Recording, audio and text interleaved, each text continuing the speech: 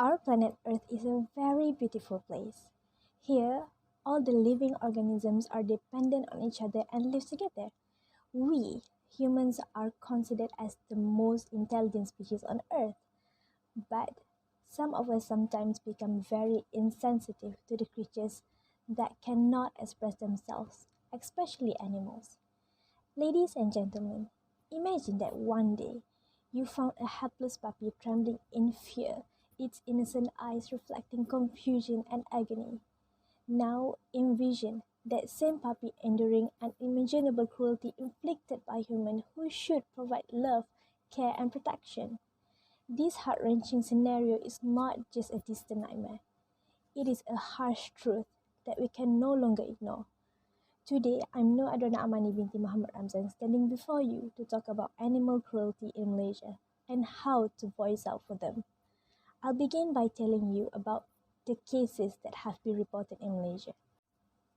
In a recent article by Atiran Notajuddin 2021 titled Animal Cruelty on the Rise in Malaysia, it was reported that Malaysia's Veterinary Services Department recorded a significant increase in reported cases of animal abuse. From 2017 to 2018, there was a 30% surge, with the number rising from 510 to 662. Additionally, compared to the previous year, there was a 10% rise from 463 cases in 2016. In these cases, dogs seems the most affected, accounting for over 90% of these reported incidents, followed by cats. I am sure that most of you know about animal cruelty cases that seems rampant in Malaysia through the social media, television, radio, and so on, because it does so many of them right now. So let me recap some of those cases for other people that might not know about this.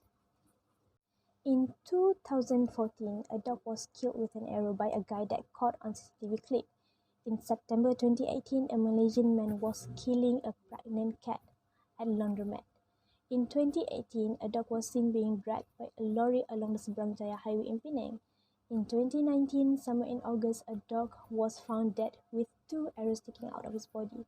Moreover, in 2019, a single mother fed her dog 32 sewing needles. She was only fined for 7,000 ringgit and spent one night in jail. In January 2020, a poor dead kitten found in a state of horror. Its 4 legs and half of its face was cut off. Hence, in 2020, another man caught putting 3 cats into washing machine at a self-service laundromat and turning it on. All 3 cats died. In 2021, several CCTV images and footage showed a man shooting a dog with a bow and arrow. Not only for dogs and cats. Other animals such as monkeys are also the victims of this cruelty. For example, a man sprayed red paint to a caged monkey that he caught from a tree. On June 27, 2021, several wild monkeys were found dead in Paya Terubong, Penang, purportedly from being poisoned. As you can see, almost every year the animal cruelty issues happen in Malaysia, but this is only for the reported cases. Imagine if there are still a lot more animal cruelty cases out there unreported. Here you can see that our voice is so important to help these animals. You might be asking, how can I do about this? We have to voice out about this. Citing a study by the Kuala Lumpur DVS in 2019 covering Putrajaya resident, Dr. Shamira said animal welfare awareness was found to be low due to the factors such as lack of knowledge, perception, culture, economy, and communication. So here I am today. I want to share with you the knowledge on how to overcome this problem. The best solution to help the animals to voice out is by making report. There are many platforms for this, but I bet most of you are still not exposed to this, right? So, it only needs 4 steps for this. Firstly, observe and evaluate. Other than the obvious direct violence, these are the examples of typical abuse that may help you to identify the signs to confirm about the animal cruelty.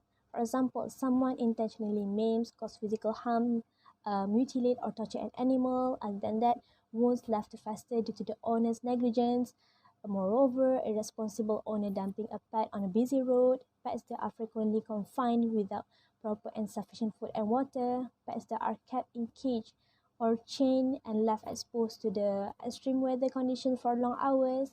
So take note, as long as adequate shelter, food and water are provided, caging or tethering the animals continuously is not considered an offense in Malaysia. So make sure you know about the animal cruelty before you report it to make sure that your report is true. So secondly, documentation. As a witness, the information you provide is a crucial part of investigation and can eventually make or break the case. When documenting an abuse, try to be as thorough as possible, such as collect video or photo evidence, note down times, dates, and everything you have witnessed, such as type of cruelty suspected, suspect's car plate number, exact address where the abuse occurred, and others that possible. If there are other witnesses, ask them for their names and contact information. Please collect reliable information before you report the case to make sure there is no misleading happen before the investigation started. Thirdly, file and report. For this, there are several websites or contact that you can use. As I provided, these are the examples. Firstly, you can file and report the cases to Department of Veterinary Services Malaysia through email, WhatsApp, and the form. Moreover, you can also file and report animal cruelty cases to Persatuan Haiwan Terbiar Malaysia SAFM, which is the same. You can report it via WhatsApp, email, and not only that, you can also go through the website of SAFM to get the form. So not to forget, there are also Persatuan Haiwan Malaysia, or well known as Animal Malaysia. It is NGO which have done a lot about animal cruelty in Malaysia. So you can contact them through Instagram because they are so active on Instagram, and also fill the form. So fourthly, you have to follow up. At the end of your effort, make sure you follow up the report that you have made to make sure there are people who take action on it.